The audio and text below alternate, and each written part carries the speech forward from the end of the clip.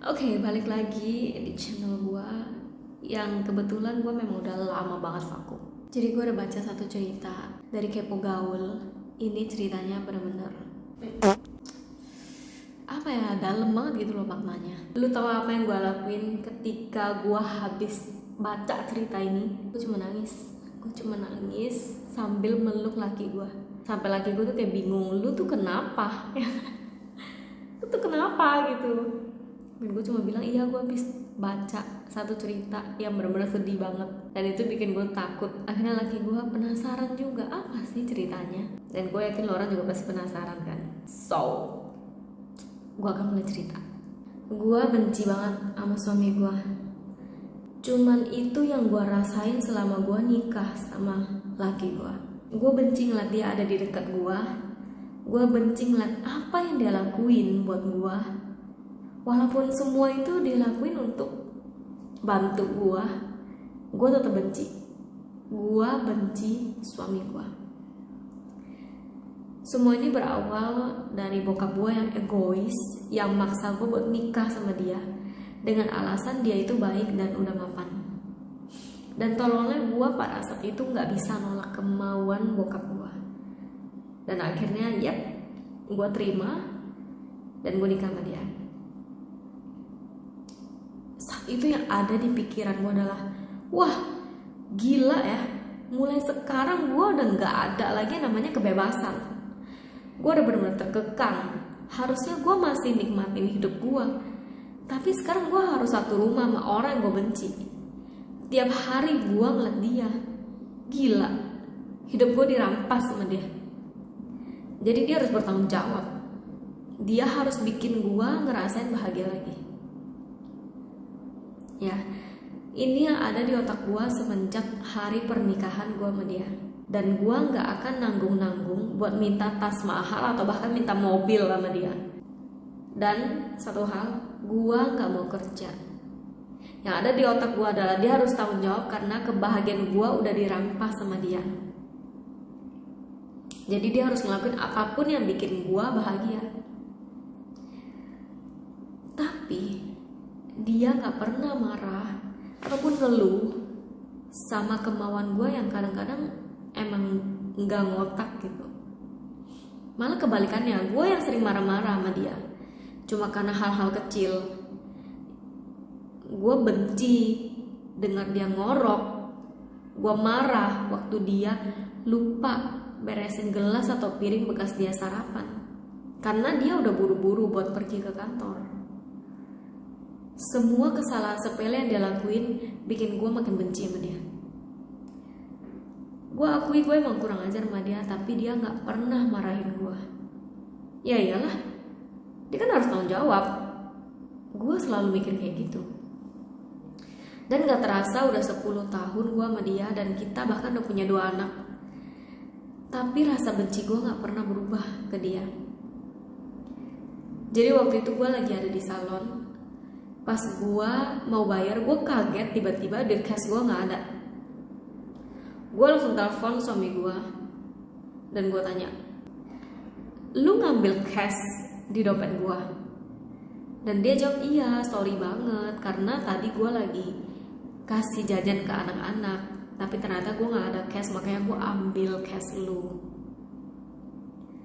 Dan gue langsung ngamuk. Gue gak peduli apapun alasannya, walaupun itu alasan buat anak sekalipun. Gue tetap maki-maki dia.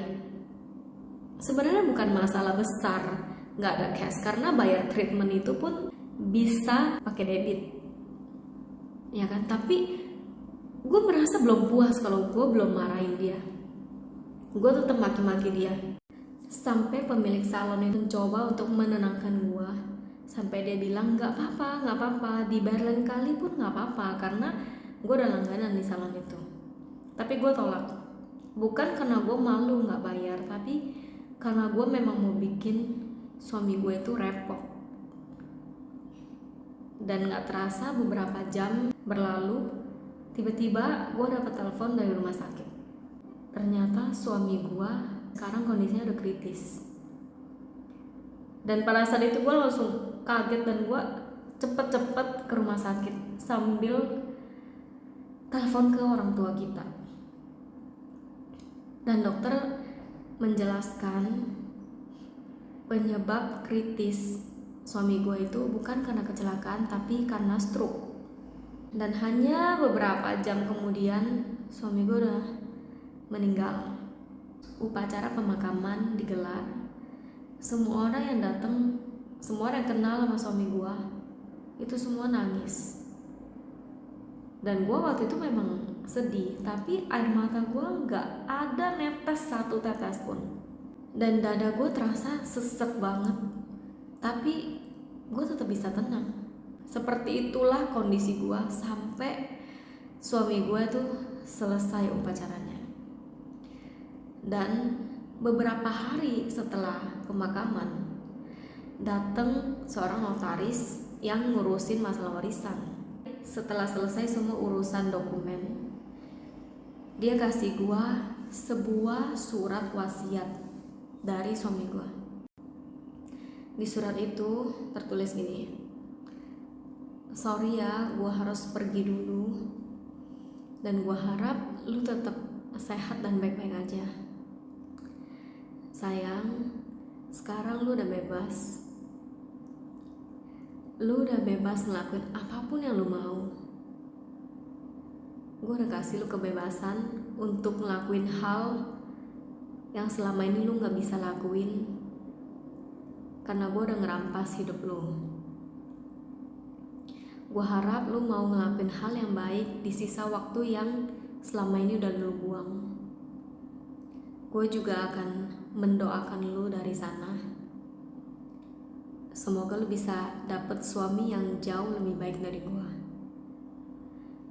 Anak-anak kita, tolong jaga mereka baik-baik dan ajarin mereka supaya mereka bisa mencintai seseorang sebaik lu. Sampai jumpa istriku yang manja. Selesai baca surat itu, air mata gue nggak bisa ketahan lagi. Lutut gue langsung lemes dan gue langsung teriak sekenceng-kencengnya.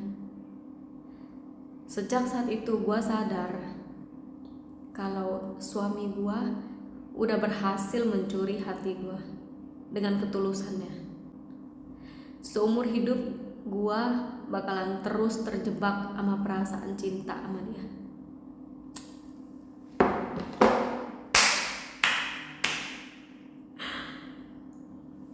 Lu bisa ngerasain gak sih apa yang dia rasain waktu itu?